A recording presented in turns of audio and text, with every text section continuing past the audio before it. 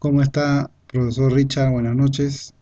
El tema que me toca exponer el día de hoy es sobre la anatomía de la crisis de Friedman. Mi nombre es Luis Orizano Carranza, de la Facultad de Ingeniería de Sistemas, la asignatura de Economía. Estoy cursando en la actualidad el segundo ciclo en el aula B. Bien, para empezar eh, esta exposición, eh, podemos ver que la anatomía de la crisis es parte del capítulo 3 del libro La libertad de elegir, de justamente el economista Milton Friedman, que es un tema muy importante, como indica acá la PPT, ocurrido entre los años 1929 y 1930. En dicho caso, debido a la caída de la bolsa de valores y a la Gran Depresión, ¿no?, que ocurrió en esos momentos, eh, supuestamente dos acontecimientos importantes, ¿no?, que se vieron por separados, aunque se sigue sufriendo las secuelas en todo el mundo, ya que de una u otra forma influye en la economía de estos tiempos, principalmente las ideas keynesianas, ya que él quiso ser el salvador de esta situación, pero los resultados indican lo contrario, ¿no? Debido a sus consejos, no dieron resultados y mucho menos el fruto que se esperaba. Eh,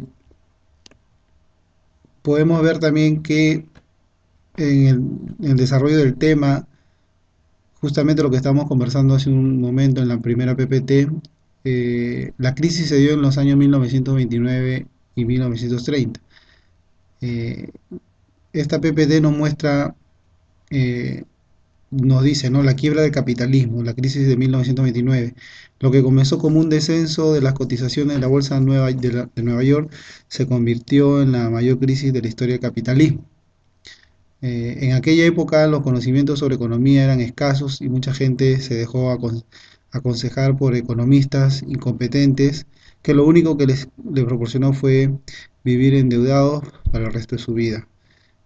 Pero algunos hechos indicaban que la burbuja bursátil era irreal, ¿no? La bajada de valor de las materias primas, dificultades económicas en Inglaterra, producción alemana estaba estancada desde 1927 y el comercio internacional estaba paralizado.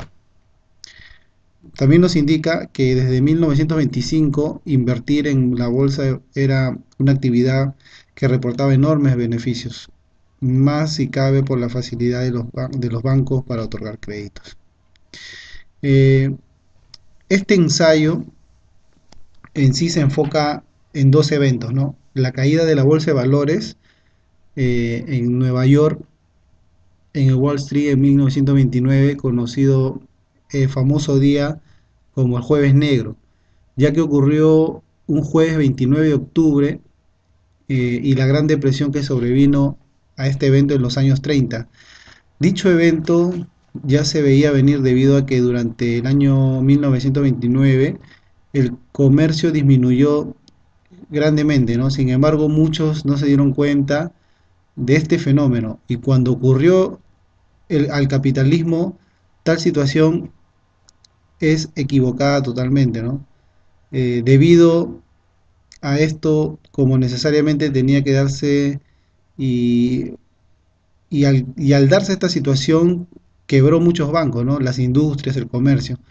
La principal quiebra fue de un banco de los Estados Unidos. Según Friedman, este evento ocurrieron muchos errores. El primero fue el hecho de llamarse Banco de los Estados Unidos. Luego de que los dueños eran judíos y los rumores que las demás banqueras o banqueros hicieron correr por la ciudad para que las personas realizaran retiros masivos. Lo que no se explica es qué tenía que ver el nombre y quiénes eran los dueños. Como suele ocurrir, el banco tenía sus reservas en la banca central y dicha reserva, como sabemos, la pueden utilizar en estos casos. Y supuestamente la Reserva Federal está obligada a ayudar para que un banco no quiebre. Sin embargo, en esta oportunidad, los señores de la banca central y los demás banqueros no quisieron garantizar nada a las personas ni apoyar con efectivo al banco, el cual finalmente quebró al día siguiente. Tal vez esto nos aclare la interrogante del párrafo anterior, ¿no? Respecto al nombre y a los dueños. En el siguiente, en la siguiente PPT podemos ver un poco de una manera más gráfica, ¿no? La crisis de 1929, con el subtítulo La quiebra del capitalismo, la crisis del 29, el crash de la bolsa de Nueva York, ¿no? El estancamiento de los valores de la bolsa de Nueva York hizo que ante el miedo de los acontecimientos el gobierno americano subiera en agosto de 1929 el valor del dinero para poder hacer frente a los créditos solicitados por los inversores particulares. Dice, ¿no? 1929, algunos bancos intentaron comprar las acciones para frenar la caída y poder recuperar sus créditos, pero era demasiado tarde. En 2 años y medio, Wall Street redujo el valor de sus cotizaciones a una sexta parte. La bolsa emitió un número muy elevado de acciones para su venta, lo que se tradujo en una caída de los precios el jueves 24 de octubre, conocido como el jueves negro. Muchos inversores, ante la caída imparable del valor de las acciones, pusieron a la venta las suyas, lo que se tradujo en la depreciación de sus acciones y la pérdida de millones de dólares. Por eso le decían el crash del 29. Eh, si existe una banca central con este propósito, debió cumplirse las garantías al Banco de los Estados Unidos, pero puede ser, puede que por ser un banco pequeño y porque sus dueños eran judíos, de repente no les apoyaron como era su obligación. Pero esto, y me atrevo a pensar que fue una política manipulada, pues los políticos de alguna otra manera se puede esperar de todo porque siempre van a jalar para su beneficio, ¿no? Eh, Muy cerca al Banco de Nueva York hay otro banco, ¿no? Que es en Utah. Puede ser el ejemplo también que pudo haberse hecho para evitar este colapso. Aquí el banquero, según Friedman, actuó de forma inteligente y eligió a sus cajeros para que este se hundía y actuaran como si nada hubiera pasado y atendieran con una sonrisa hacia las personas, ¿no? Fue una de las tácticas y una estrategia que lo tomó de una manera inteligente. Fue pagar con billetes de 5, 10 y 20 dólares para que la cola no avanzara tan rápido y así pudieron sobrevivir ese día. Para el próximo día la Reserva Federal les envió efectivo para poder seguir pagando. Este segundo día se implementó una nueva estrategia. Ahora, por el contrario, pagaron con billetes de 100 dólares para que nunca hubiera una cola. Y de esta manera las personas no se dieran cuenta de los retiros masivos y el pánico desapareciera. Y eso fue lo que efectivamente pasó. Las personas se tranquilizaron y no hicieron más retiros porque se sintieron tranquilas, se sintieron cómodas, sabiendo que tenían un respaldo económico a través de ese banco. Como podemos darnos cuenta, en este otro banco, el banquero actuó de una manera inteligente, sobre todo sin la ayuda de la Reserva Federal. No, no podría haber salido adelante entonces porque a este banco se le cubrieran la garantía y al Banco de los Estados Unidos no, pues esto habría evitado el colapso. Es claro que aquí los privilegios eran mayores, en cambio con el Banco de los Estados Unidos sí hizo lo correcto, no intervino como debe hacerse siempre. Sin embargo, si ya estaba establecido, debieron cubrir las garantías a todos, pero no, no fue así. No fueron iguales para todos y de ahí las diferencias de los resultados. En el siguiente PPT nos menciona que la crisis se extiende por todo el mundo, ¿no? Los países que primero los primeros que se vieron afectados fueron los productores de materias primas, ya que la crisis disminuyó la demanda bajo los precios, ¿no? En sus stocks o destruyéndolos, ¿no? Dice que la crisis entre 1930 y el 31 llega a Europa. A Francia inicialmente fuerte se desmorona en 1932, ¿no? Y tenemos varios países, ¿no? Austria, Alemania, Rusia, ¿no? Que los mismos americanos intentan ser inversionistas y repatriar sus capitales para no perder.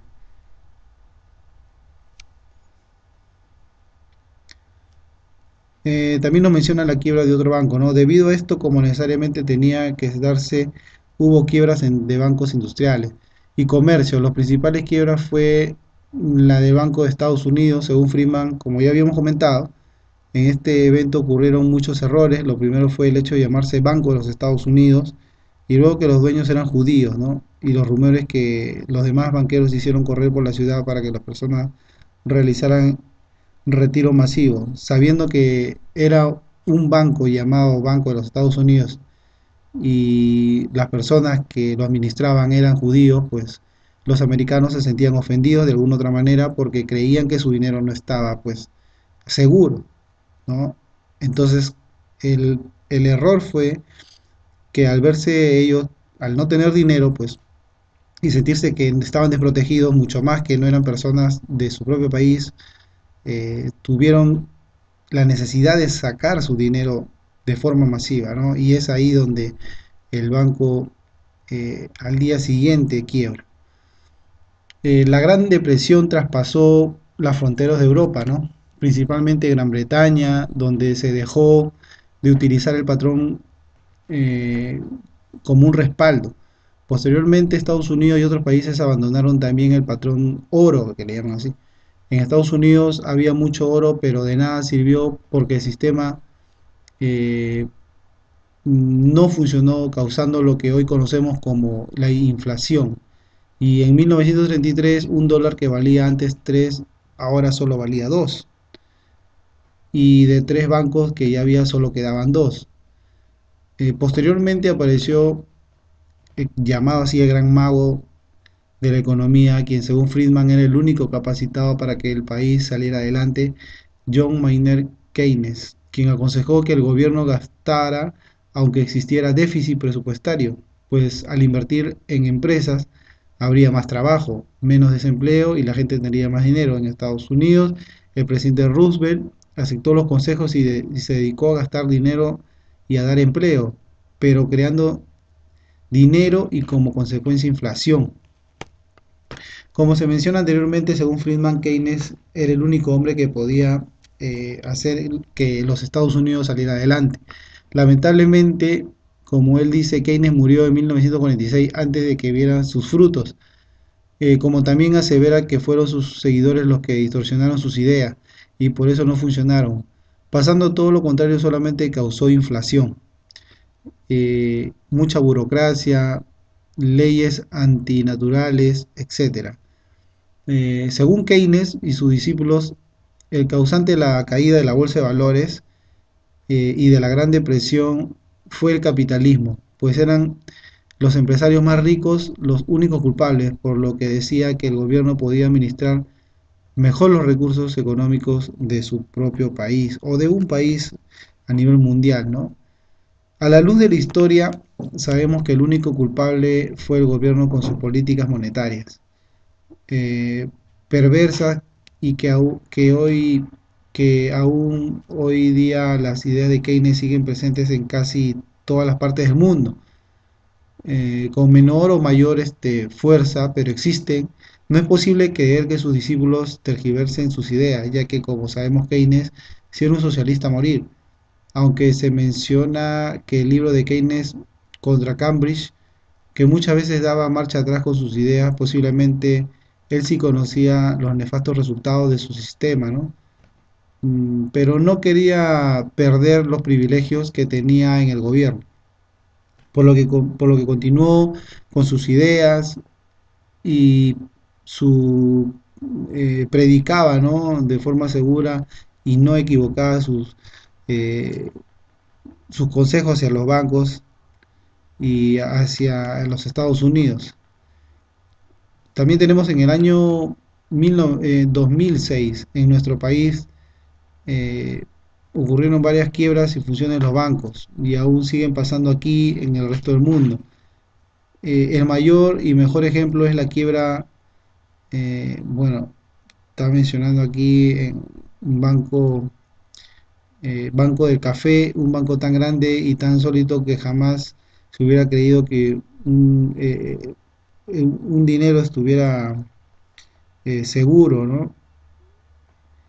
También afectó la crisis financiera de bancos, Bancafé, eh, que invirtió 208.6 millones de dólares y transfirió 154.5 millones de manera internacional a una corporación a través de un préstamo back to back, le dice en inglés. Eh, Vamos a pasar al siguiente PPT.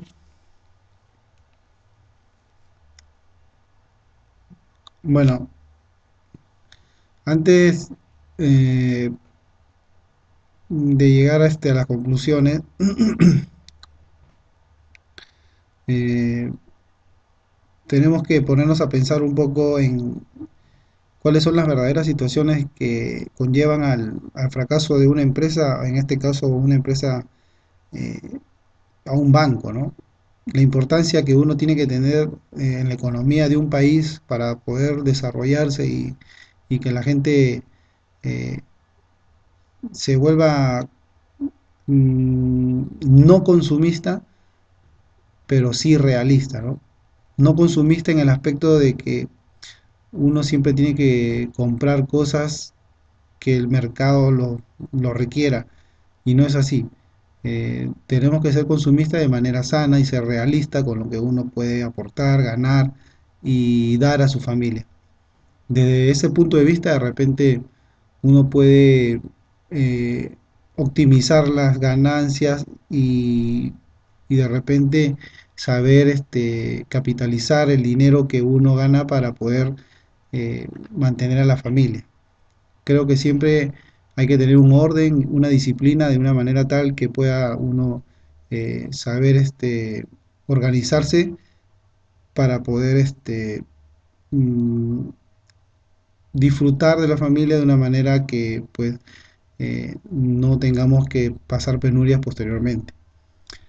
Bueno, las conclusiones del tema sobre la anatomía de la crisis nos dice, ¿no? Toda crisis financiera tiene sus orígenes en el gobierno.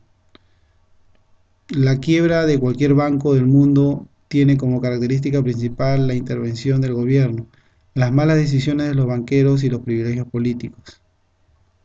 La crisis financiera causa un pánico colectivo, retirando sus fondos y llevando a la quiebra a los bancos más rápidamente. Eh, en el caso, dice Bancafé, nos dejamos como experiencia importante que no se deben tomar fondos de otras personas para hacer negocios que tampoco debe guardar todo el mundo en la misma canasta, ¿no? Bancafé se refiere a un banco colombiano, ¿no? Y también, bueno, indica que queda muy poco claro también que el capitalismo no ha sido nunca el culpable de ninguna quiebra, ¿no? Y los principales gestores de una crisis, se sabe, como dice en el primer párrafo, los orígenes son el gobierno, ¿no? Depende de las personas, del ministro que están en la cabeza y que hagan y desarrollen bien sus políticas económicas para un buen desarrollo y poder sobrellevar un país, ¿no? En este caso, nuestro Perú, que eh, se sabe que hay de alguna otra manera, se ha retraído, pero esperemos que más adelante, pues, sea más positivo el porcentaje de ganancias eh, para el beneficio, ¿no? Vemos hoy en día que la minería, la construcción ha parado de alguna otra manera, pero esperemos que sea para bien y que el próximo año sea mejor. Bueno, profesor Richard, esta ha sido mi exposición y bueno, quiero agradecerle a usted por la oportunidad y por este medio, pues poder compartir con mis compañeros este trabajo. Muchas gracias y nos estaremos viendo hasta la próxima. Nos vemos.